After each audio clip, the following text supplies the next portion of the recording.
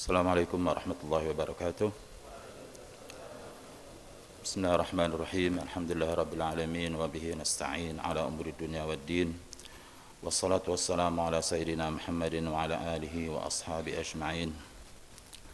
Subhanaka la ilma lana illa ma 'allamtana innaka antal alimul hakim. Allahumma ya muallima Adam 'allimna wa ya mufahhima Sulaiman fahimna. اللهم انفعنا بما علمتنا وعلمنا ما ينفعنا وزدنا علما وفهما اللهم فقهنا في الدين وآتنا الحكمة وفصل الخطاب أما بعد. Jamaah sekalian yang dimuliakan oleh Allah, alhamdulillah ya kita bisa salat subuh berjamaah, kemudian kita duduk sebentar ya pada kajian rutin kita.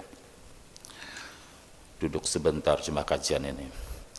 Yang lamanya tuh biasanya duduk-duduk ngopi di pelataran masjid itu. Lebih lama itu ya. Alhamdulillah ya, kita mari memanjatkan puji dan syukur kehadirat Allah, mengucap alhamdulillah ya kita bisa melaksanakan salat subuh. Banyak orang yang bangunnya lebih duluan dari kita, tapi dia karena tuntutan pekerjaan terpaksa buru-buru gitu, azan langsung salat langsung kabur ngejar kereta ya.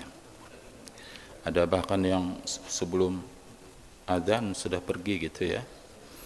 Mungkin ada juga yang buru-buru sehingga salat pun bisa tidak sempat gitu ya. Maka alhamdulillah kalau kita bisa salat berjamaah bersama ya, bertemu dengan orang baik di masjid ini, calon penghuni surga insyaallah ya. Salawat dan salam semoga selalu tercurah kepada junjungan kita Nabi besar Muhammad sallallahu alaihi wasallam. Kita insyaallah ini sampai ini di penghujung bab Kitabus Shalah ini. Karena kan kita baca hanya kitab kecil nih ya, hanya 8 lembar bab salat ini. Lagian juga kalau kitabnya besar ya, kita tidak mampu juga.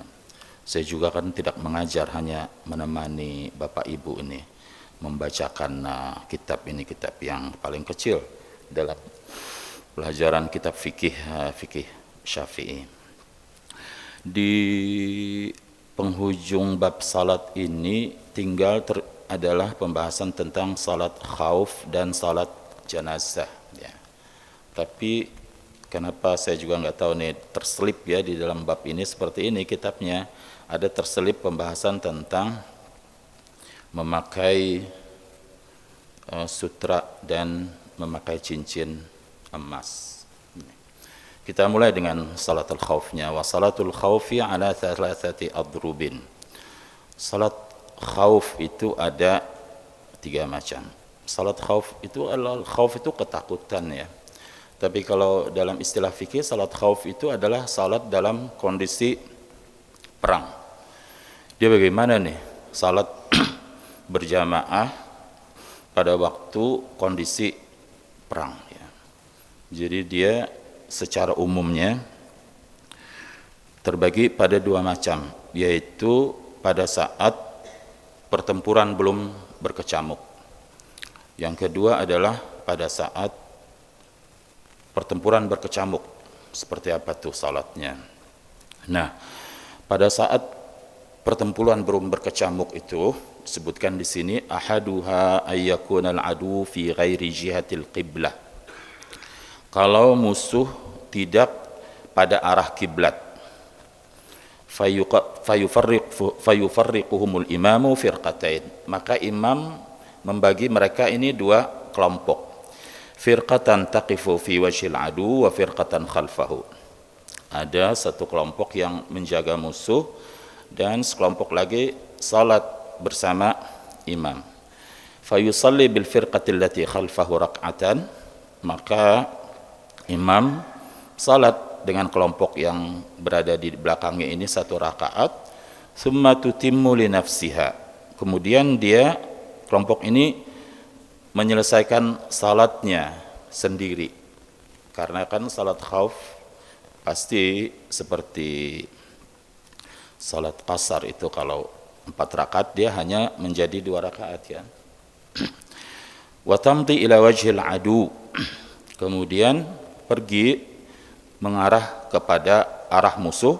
Wa ta'ti at-taifatul ukhra, kemudian datang kelompok yang tadi menjaga, fayusalli biha rak'atan wa tutimmu li nafsiha, lalu dia salat 1 rakaat bersama imam, melanjutkan, imam tetap duduk, wa yusallimu biha, kemudian imam salam bersamanya. Ketangkap nggak ini gambarannya nih?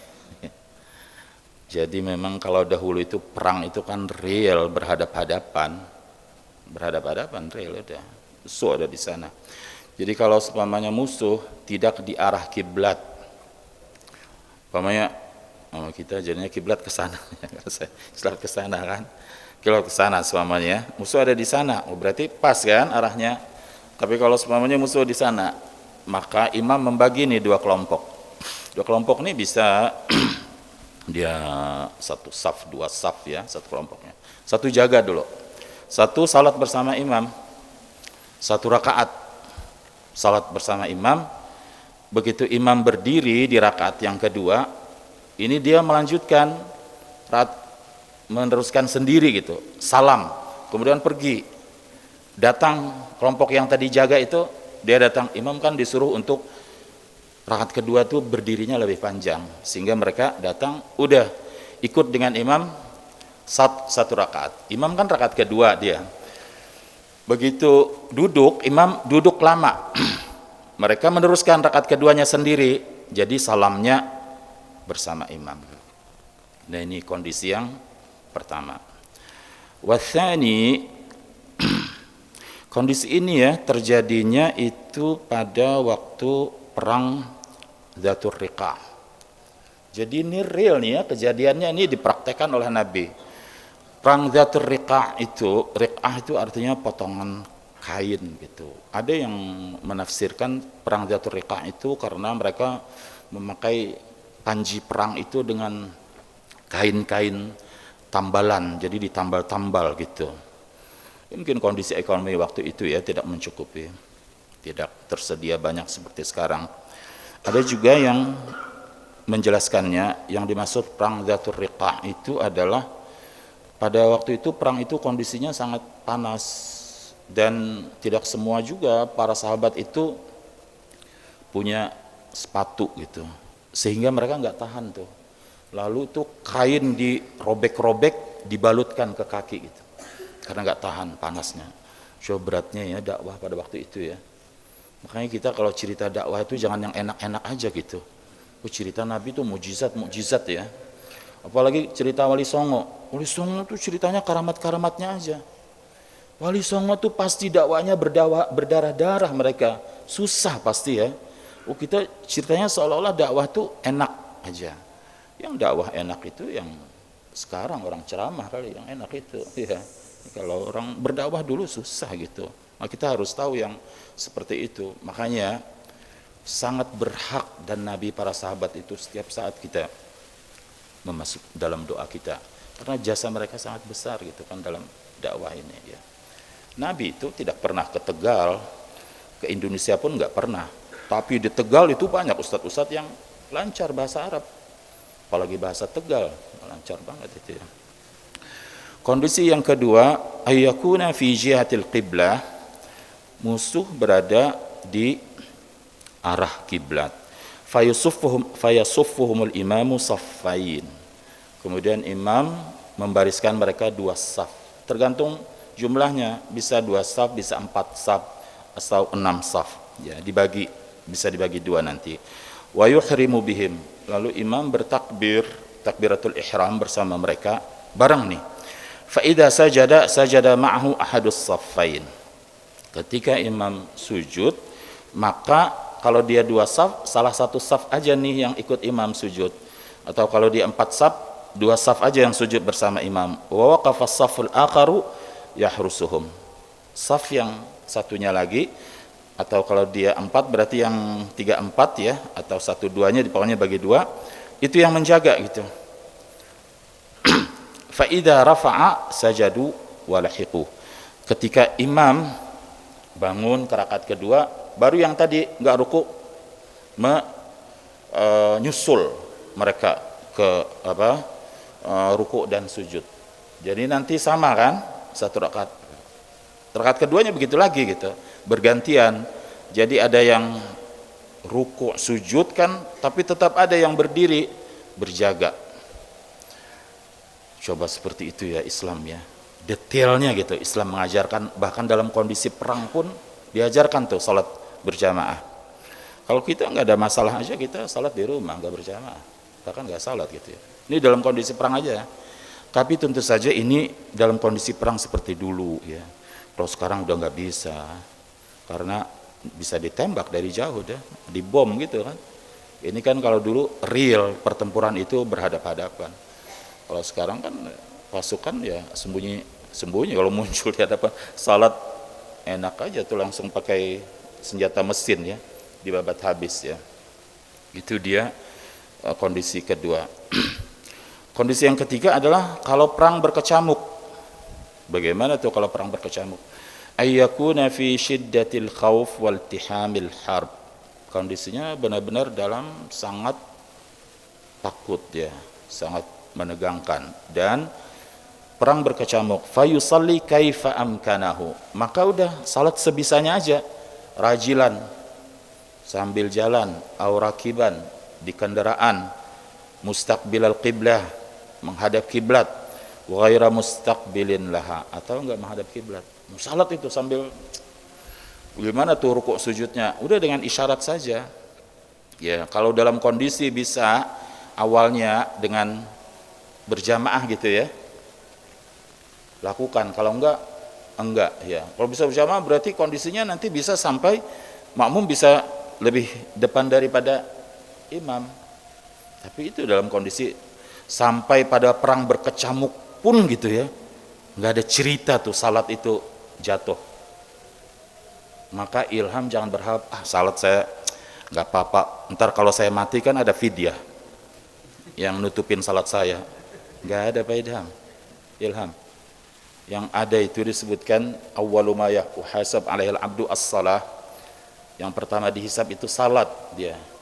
Kalau salatnya beres dah semua. Kalau nggak beres, tar dulu nih ditanya, ada nggak salat-salat sunatnya yang nutupin gitu kan? Nggak ditanya, ada nggak fidyah yang nutupin? Nggak ada itu. Ini salat-salat sunat yang nutupin. Jadi jangan terlalu berharap ya dengan fidyah itu ya. Ini kita nanti akan masuk nih ke berkaitan yang kepada yang berkaitan dengan orang mati ini ya. Itu dia ya. Yang kita pahami di sini bahwasanya Islam itu mengatur sampai hal yang seperti ini ya. Ada yang menyebutkan bahwasanya Khalid bin Walid itu di antara ketertarikannya masuk Islam adalah ketika dia melihat kaum muslimin katanya sedang salat khauf. Dia kan panglima perang. Sampai waktu perang pun ada gitu tata cara mereka untuk Islam ini benar-benar sangat detail ya. Coba kita nih, kalau kita masuk toilet, kita masuk toilet udah sendirian, gak ada yang lihat kan? Mau duduk, mau berdiri, mau nungging, mau rebahan kan terserah kita kan? Tapi Islam mengajarin kita itu jangan menghadap kiblat, jangan membelakangi kiblat, duduk, jangan ngomong, jangan ngelihat ke atas langit. Coba dalam kondisi seperti itu pun sangat detail ajaran Islam ini. Maka orang semakin mengenal Islam ini, semakin yakin dan semakin mencintai. Nggak mungkin murtad. Yang murtad itu hanya dua kondisi. Imma li jahlin, karena kebodohan, nggak tahu tentang Islam. Meskipun dia nanti ketika murtad, dia ngaku-ngaku, saya dari keluarga yang fanatik, keluarga yang taat, ya nurut ente, tapi nggak ada ilmu di sana, ya nggak mungkin. Ya, kayak dulu saya kecil itu, ada guru ngaji di Kalimantan Selatan itu di kampung ya, kira-kira 200 kilo dari Banjarmasin. Dia murtad itu tahun 70-an, mungkin ingat Pak Saiful Ambrani apa namanya. Dia beritanya kan, seorang ulama ustadz murtad gitu kan, diagung-agungkan sama mereka, dibawa ke Vatikan sana kan dihormati. Padahal ternyata cuma guru ngaji di kampung. Ya guru ngaji itu kan cuma bisa ngaji, bukan orang alim ya. Yang standar standar terendah dalam Islam ini orang bisa ngaji gitu ya. Kalau nggak bisa ngaji pasti bukan orang alim. Tapi kalau bisa ngaji belum tentu orang alim. Dia hanya mungkin bisa ngaji saja gitu. Ya, banyak kan ada beberapa kasus orang yang ngaku-ngaku Islam, ngaku-ngaku sebelumnya dari keluarga Islam yang fanatik. Padahal enggak. Atau biasanya orang murtad itu karena kepepet masalah ekonomi, ya kan? Atau dia pengen kawin ya. Ya, orang semakin mempelajari Islam semakin yakin dan semakin mencintai Islam. Pembahasan berikutnya, faslun wa yahrumu 'ala rijali lubsul harir. Dan diharamkan bagi laki-laki memakai sutra. Laki-laki ya, ibu boleh. Makanya jangan mengira selama ini Islam nih kayaknya lebih mengutamakan laki-laki terus nih, gender ya. Ini Islam kasih perempuan laki-laki enggak. Wattakhattumu bidzahabi, pakai cincin emas. Ada yang pakai cincin emas? Dari ini. Ya, laki-laki ya. Enggak boleh itu. Wa yahillu linnisa, semuanya itu boleh, halal bagi manusia. Wa qila wa qalailu dzahabi wa kathiruhu fit tahrimi sawa. Emas itu mau dikit mau banyak sama ya, haram. Ini cuma 1 gram nih nggak apa-apa nih buat cincin kawin. Ya tetap aja nggak boleh itu ya. Pakai yang emas putih Pak, lebih mahal dia. Platina. Berapa satu? Hah? Emas 1 gram berapa Bu sekarang Bu? Hampir 1 juta ya? Apa sudah 1 juta? Ya, platina berapa tuh? Lebih mahal lagi kan?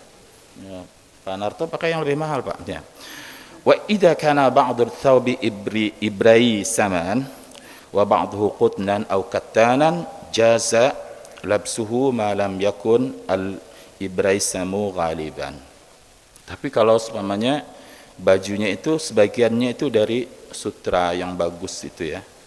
Jika kita nih baju gini kan ada apanya garis untuk kancingnya aja nih, sutra ya. Sisanya yang lain itu katun atau linen ya, bahan lain lah. Boleh itu. Kalau cuma ya, tapi dia enggak, dia tidak yang utama ya. Termasuk kalau kita menjadikan laki-laki nih ya, sutra itu sebagai ini tempat kita duduk. Kan orang kaya apamanya kan, tentu duduknya dari sutra. Enggak boleh, karena itu hukumnya sama hukum libas. Nah, kemudian ini dia bab yang terakhir, yaitu yang berkaitan dengan mayat. Berkaitan dengan mayat ini, yang ngurusi mayat ini masalah yang sampai sekarang ya banyak khilaf itu. Ya insya Allah sampai hari kiamat mungkin tidak akan, tetap aja ada khilaf ini. Tapi kita biar mengetahui, biar tahu kita dalil semuanya itu, sehingga tidak mudah membidahkan orang, apalagi menyalahkan orang, apalagi memvonis orang masuk neraka gitu ya. Ya, ini adalah masalah yang tidak habisnya gitu ya. Kalau mau diperdebatkan ya tidak akan habis-habisnya ya. Karena orang biasanya mengikuti yang umum di lingkungan dia. Dia nggak akan bisa berubah kecuali keluar dari lingkungan itu kalau mau berubah. Ya, yang berkaitan dengan orang mati ini. Biasanya kalau ditanya ya, baik itu santri atau orang masyarakat umum nih, kalau ditanya tentang contoh fardu kifayah, apa itu contoh fardu kifayah Pak? Kok lambat jawabannya? Hah? Iya kan, salat jenazah. Pasti ada salat jenazah itu. Ya. Ya itu benar contoh itu.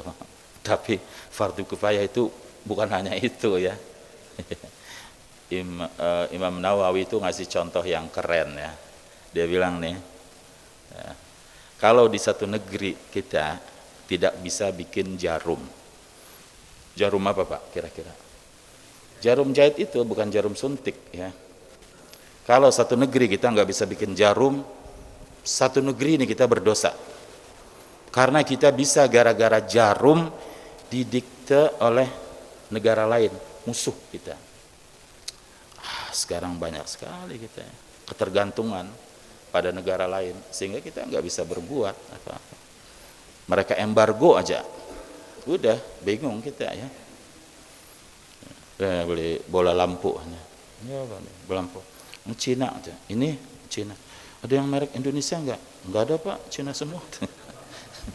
Kita ya, ya orang jarum aja tuh. Kita kalau nggak bisa kata Imam Nawawi berdosa tuh. Ya, kita, dulu kita bisa industri pesawat Pak. Ya, sayang ya. Ya ada kepentingan politik atau apa atau ditekan dari luar apa, hilang itu.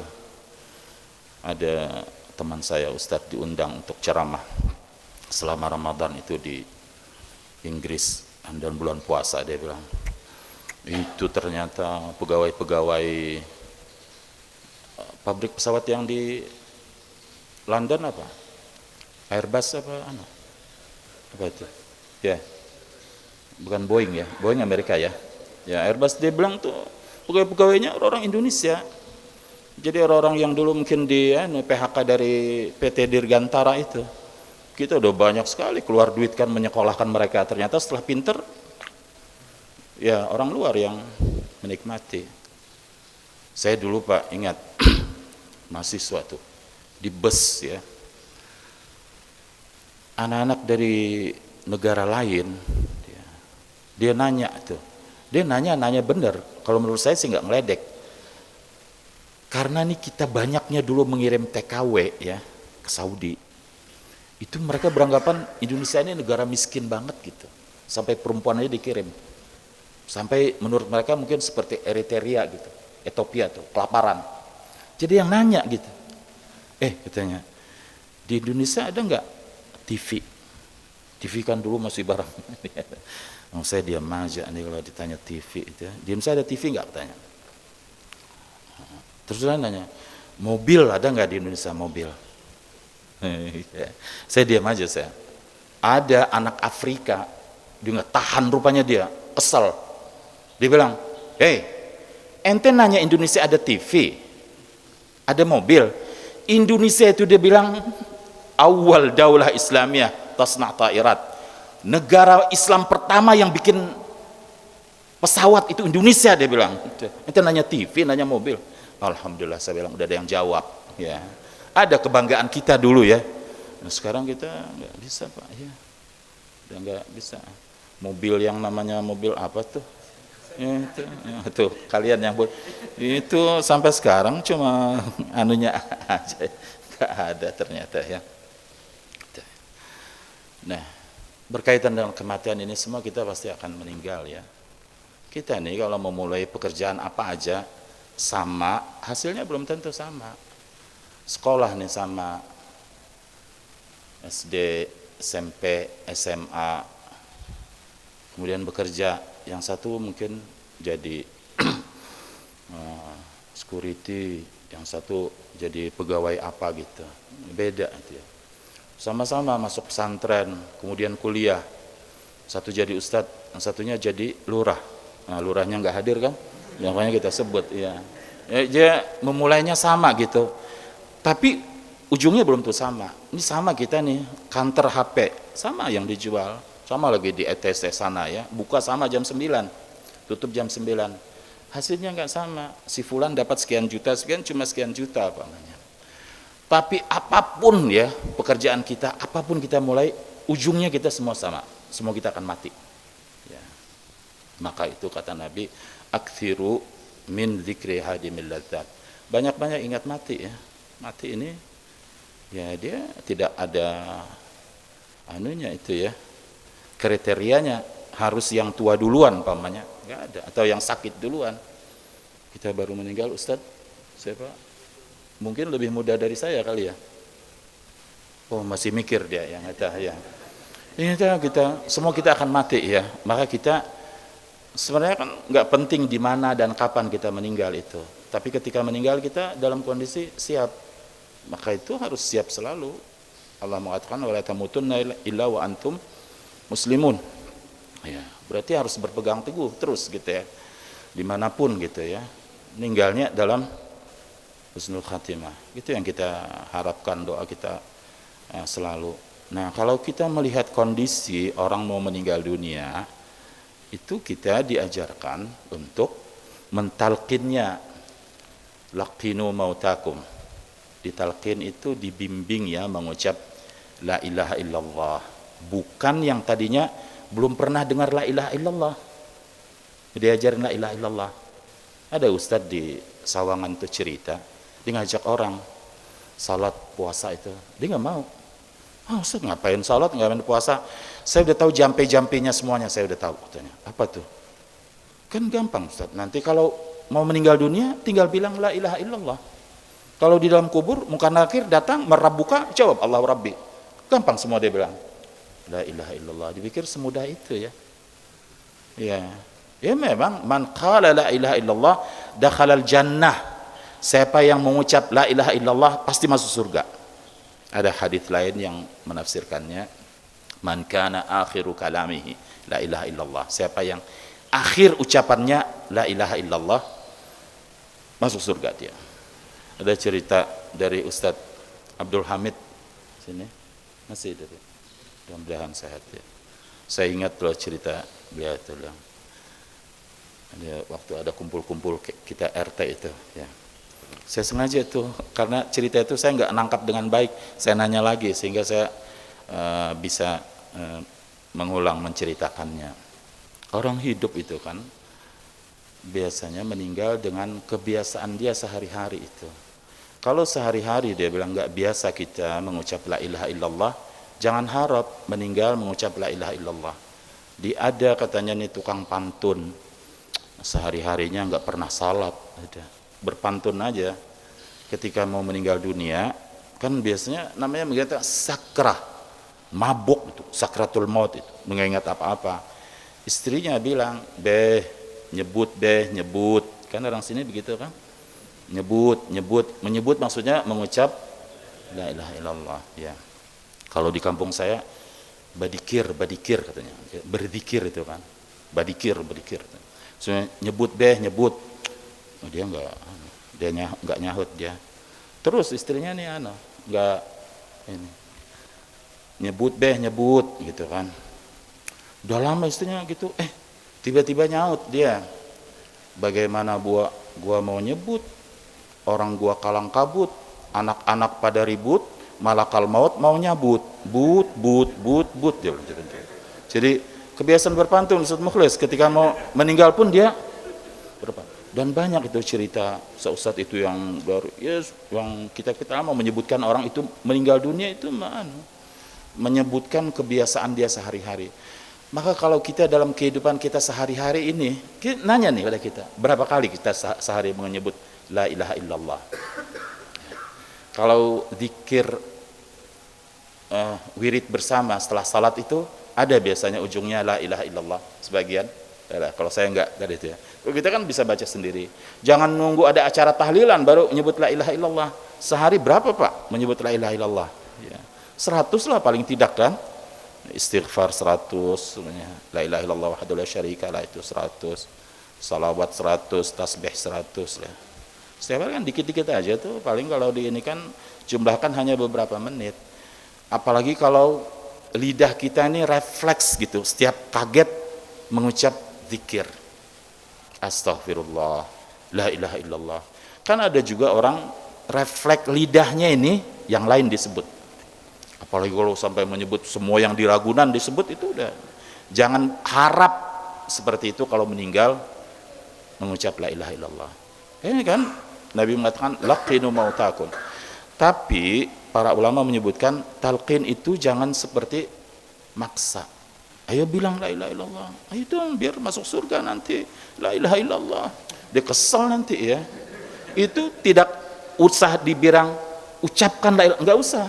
Bisikan aja di telinganya la ilaha illallah. Kalau dia udah kita dengar mengucap atau enggak mengucap tapi lidahnya bergerak ya, karena la ilaha illallah ini lihat nih paling gampang diucapkan. Lidah kita enggak perlu, lihat bibir kita coba, la ilaha illallah, kan beda dengan kita mengucap yang lain tuh, susah ya, gampang sekali. Kalau dia udah mengucap, udah diam, jangan diajak ngomong yang lain lagi. Bagus, alhamdulillah kamu mengucap la ilaha illallah, masuk surga nanti tuh. Kesana kemari nanti ujung ininya tidak la ilaha illallah ya, di talqin ya. Nah, kewajiban kita di sini disebutkan wa yalzamu fil maiti arba'atu asya. Yang wajib dilakukan kita terhadap orang yang sudah meninggal dunia itu adalah 4 hal. Pertama, ghusluhu, memandikannya. Harusnya setiap kita ini bisa ya, nggak mesti harus panggil tukang mandikan, itu apa istilahnya? Amil ya. Amil mungkin membimbing aja. Keluarga dekatnya yang semestinya melakukan. Wa takfinuhu, dan mengkafaninya. Ini kita tidak usah dibahas terlalu detail kali ya. Kalau terlalu detail juga saya juga nggak bisa juga ya. Wassalatu alaihi, dan mensalatinya. Mensalati apa mensalatkan? Mensalati dong. Mandi kan memandikan. Dia nggak bisa mandi, kita mandikan. Salat, dia nggak bisa salat, kita salatkan. Gini-giniin, enggak kan? Kan kita salati kan, bukan kita salatkan, kita gerakkan. Kalau mandi kan dia nggak mandi, kita mandikan kan? Salat kan kita salati ya. Wadaf nuhu, dan menguburkannya ya. Kalau mau lebih rinci yang berkaitan dengan ini ya, ada pembahasan sendiri. Kalau saya sih bilang ke Ustadz Miftah Al-Fauzi kan ada ya, mungkin anak-anak remaja utamanya diadakan itu tuh daurah tata cara memandikan orang meninggal dunia itu ya. Ya. Wathnani la yughassalani wa la yusalla alaihima. Ada 2 yang tidak dimandikan dan tidak disalati. Asy-syahidu fi ma'rakatil musyrikin, yaitu orang yang gugur ya di medan perang melawan orang musyrik ya. Melawan orang musyrik ini perang real. Bukan semuanya mati demo, wah, mati syahid. Kata siapa itu? Ya, ya. Ya itu yang mati syahid tidak dimandikan, tidak disalati. Wasiqtul ladzi lam yastahilla sarihan. Dan bayi yang keguguran itu, lahir dia nggak ada tanda-tanda kehidupan, nggak ada. Kalau orang lahir kan berteriak, menangis. Pak Narto dulu lahir teriak, nangis nggak? Ya, ya, ya. Atau ada tanda lain ya, nggak mesti suara, ada bergerak gitu semuanya. Berarti kalau setelah itu dia meninggal berarti kan hidup. Nah, tapi kalau tidak, maka dia tidak dimandikan dan tidak disalati. Wa yughassalul maitu witran, dan orang yang meninggal dunia ini dimandikan itu ganjil.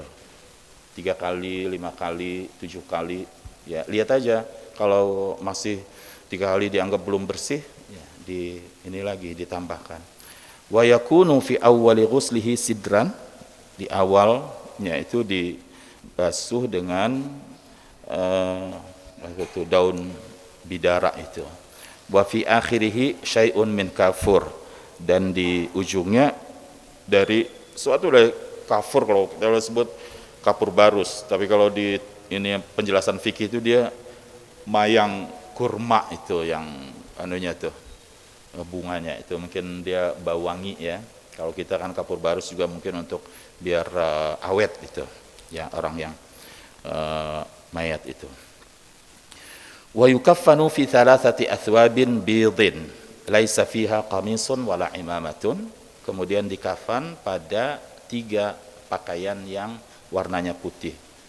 Warna tidak putih makruh ya, meskipun tidak diharamkan, tapi di mana-mana sih semuanya dari dulu ya orang maka yang warna putih ya.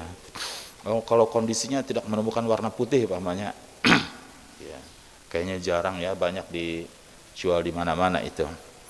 Laisa fiha qamisun wala imamatun, ya. Itu tidak ada di situ ada baju yang kurung nih.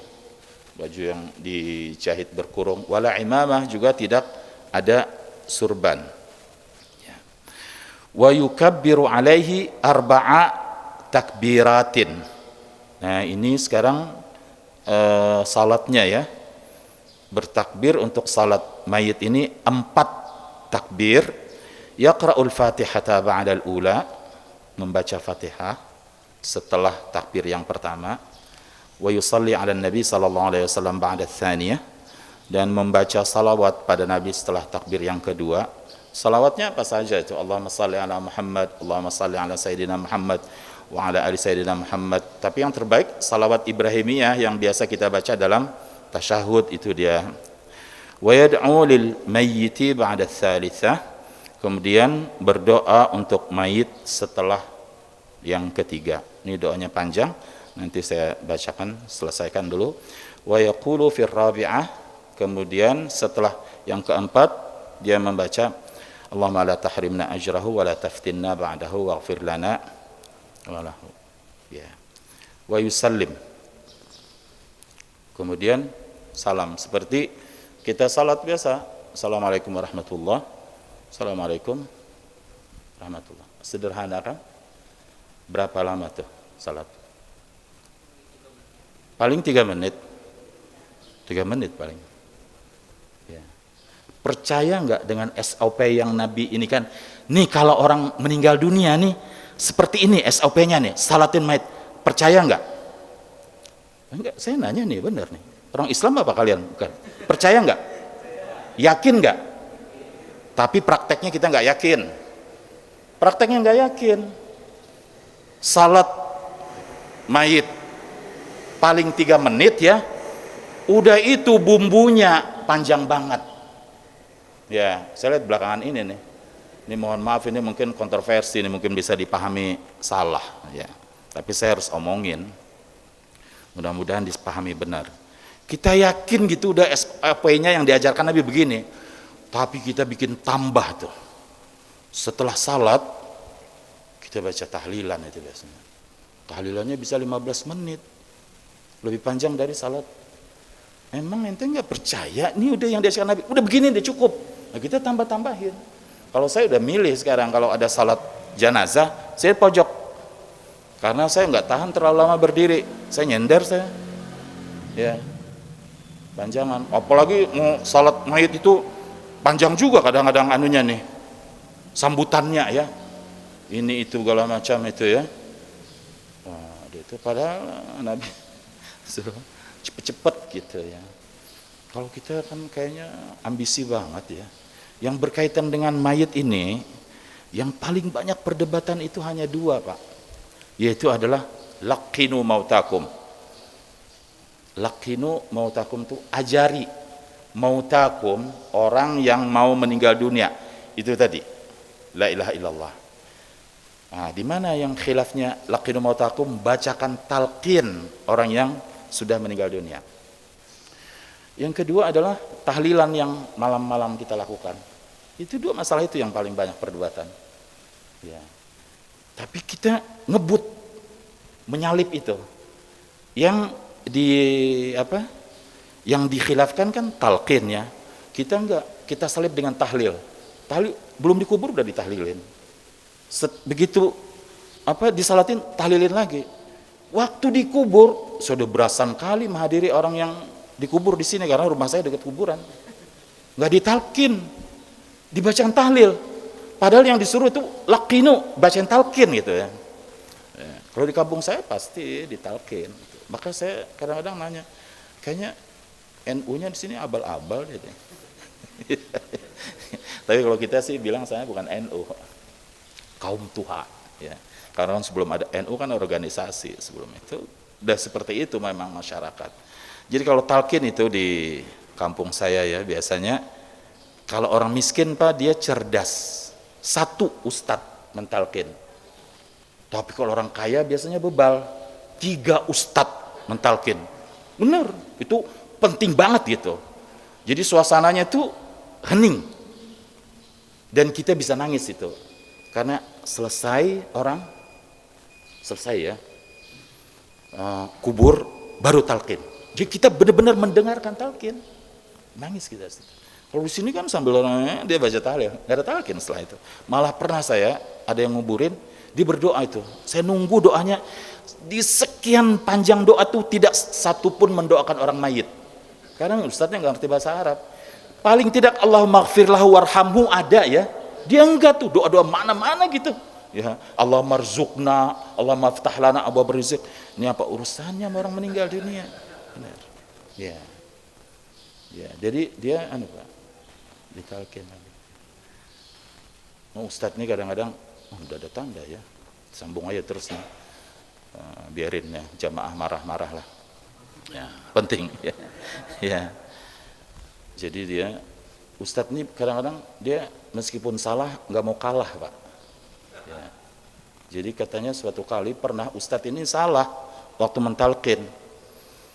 Idza ja'akal malakan, apabila datang 2 orang malaikat itu Pak. Dia bilang apabila datang 3 orang malaikat. Kok 3 ya? Biasanya 2. Ustadznya dengar tapi nggak mau kalah. Dibalik lagi. Apabila datang 3 orang malaikat, maka ketahuilah salah satunya itu palsu. Ustadznya nggak mau kalah ya. Ya nggak boleh itu ya. Kemudian saya langkawin karena ya. Mestinya nih doanya panjang sekali, yang doa di setelah takbir yang ketiga itu. Makanya kalau yang biasa pernah umrah apa gitu, kalau salat mayit itu di Masjid Haram, Masjid Nabawi, setelah takbir ketiga panjang banget, lama banget kan? Ya, karena di sini aja 1 lembar nih. Doanya itu untuk orang mati sampai para sahabat, coba kalau saya yang mati katanya. Karena doa Nabi panjang banget gitu kan. Maka dia bercita-cita andai dia yang mati itu yang didoakan. Seperti itu ya. Nah, kemudian disebutkan itu dikuburkan ini ya. Jangan ada gundukan tinggi. Gundukan itu paling tinggi 1 jengkal. Nggak boleh disemen apa macam. Madhab Syafi'i loh ya. Yang saya ceritakan ini bukan yang lain gitu ya. Kemudian juga yang berkaitan dengan takziah. Wa yu'azza ahlu ila 3 ayyamin min dafnihi. Dan ditakziah keluarganya itu sampai 3 hari saja. Sampai 3 hari saja nih. Itu banyak banget ya. 7 hari. Apalagi tuh kalau acara tahlil itu, kalau saya sih taunya di kampung saya kita tahlil itu, kalau di sini kita mungkin memang suka basa-basi ya.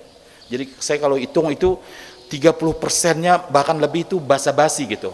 Sambutan ini ngomong itu ya. Kalau kita kan ya benar tahlil badan, jadi baca Yasin, kemudian qul huwallah 11 kali biasanya itu tahlil bisa banyak banget.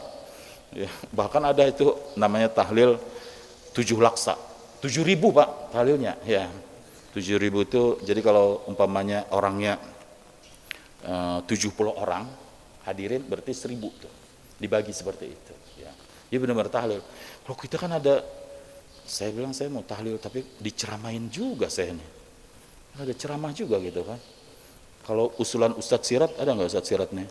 Kalau bisa setiap malam. Loh kok setiap malam diceramain?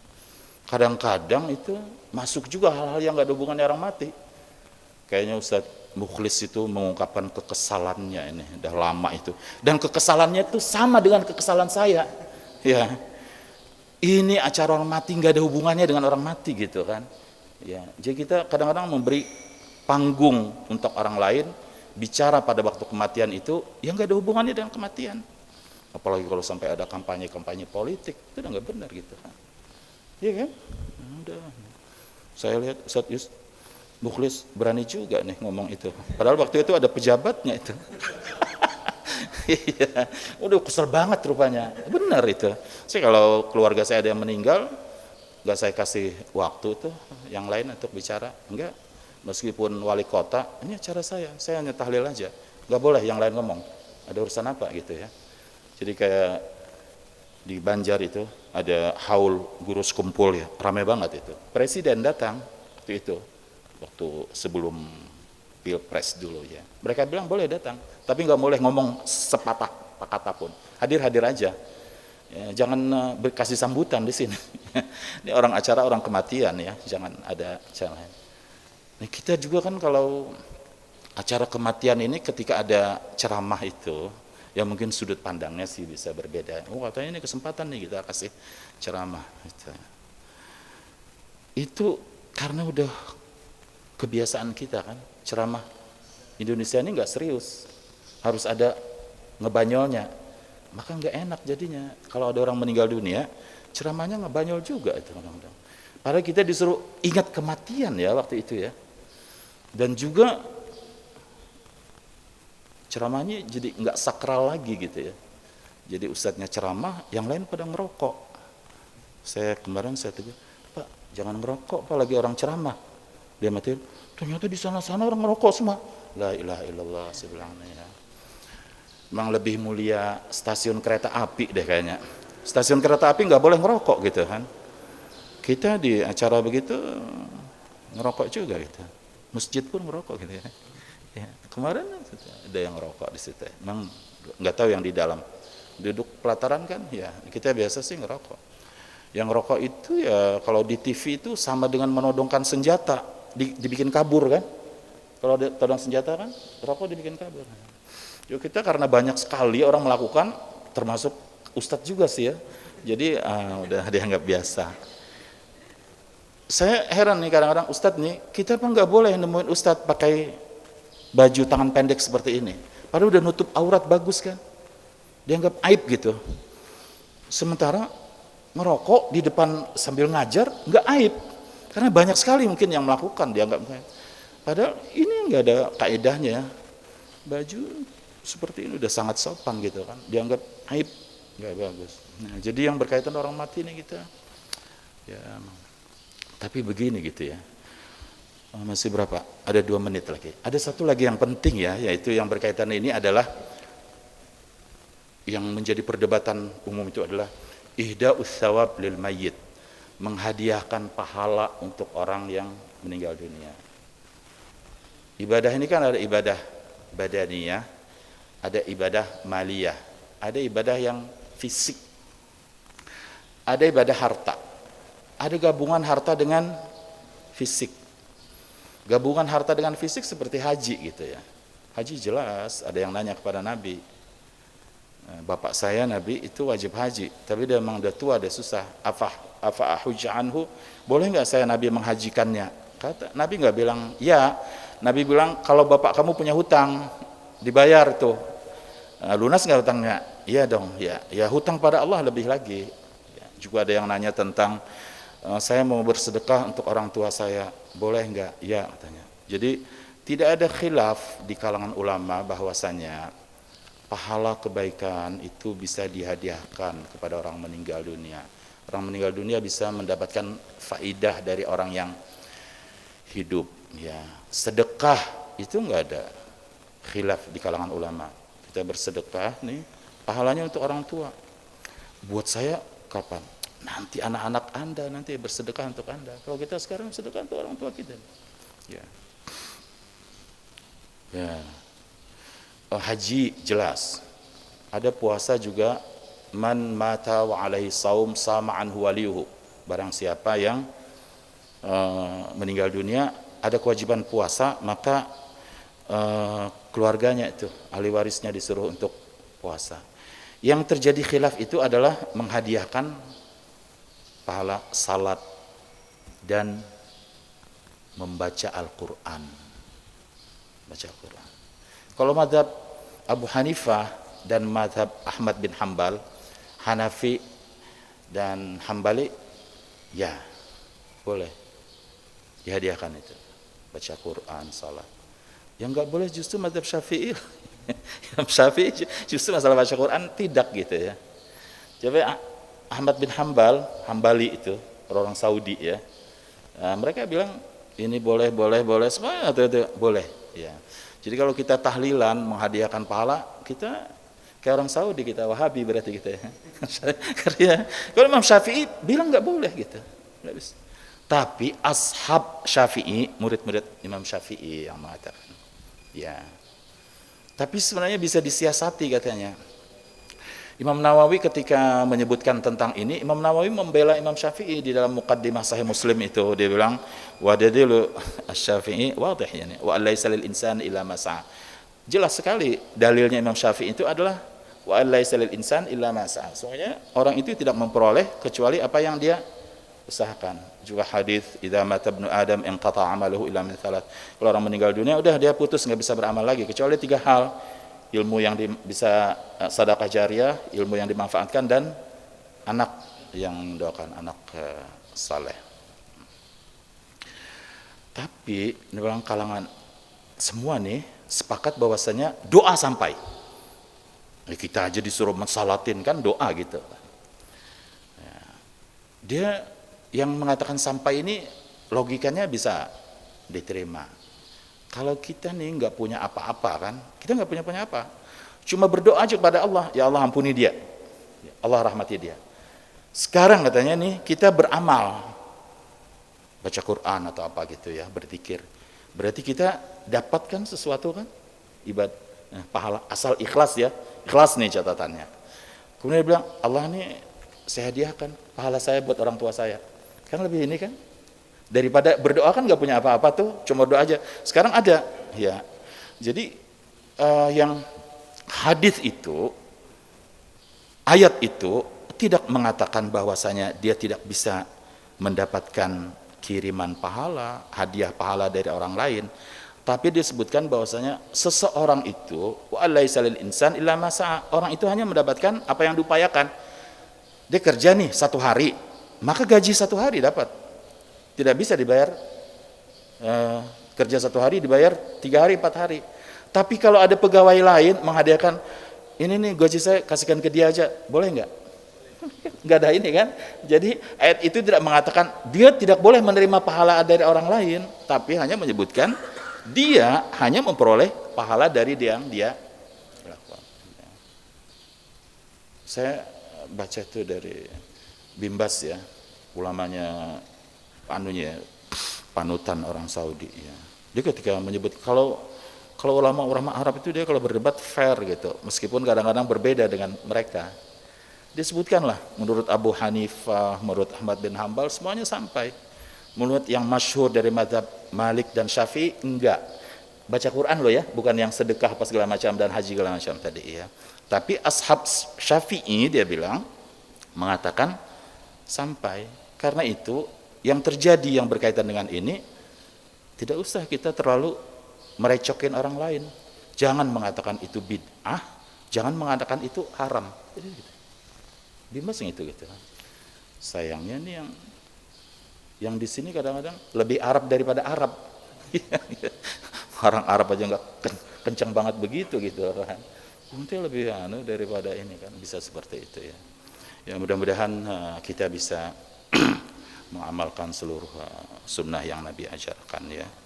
Juga yang berkaitan dengan ini mudah-mudahan kita bisa memahami gitu kan ya, yang kita mengamalkan dan yang kita yakini, tapi tidak usahlah kita terlalu keras gitu memaksakan pendapat kita sehingga kita membid'ahkan orang lain atau menyalahkan orang lain. Aku qauli hadza wa astaghfirullahal azim li wa lakum. Assalamualaikum warahmatullahi wabarakatuh.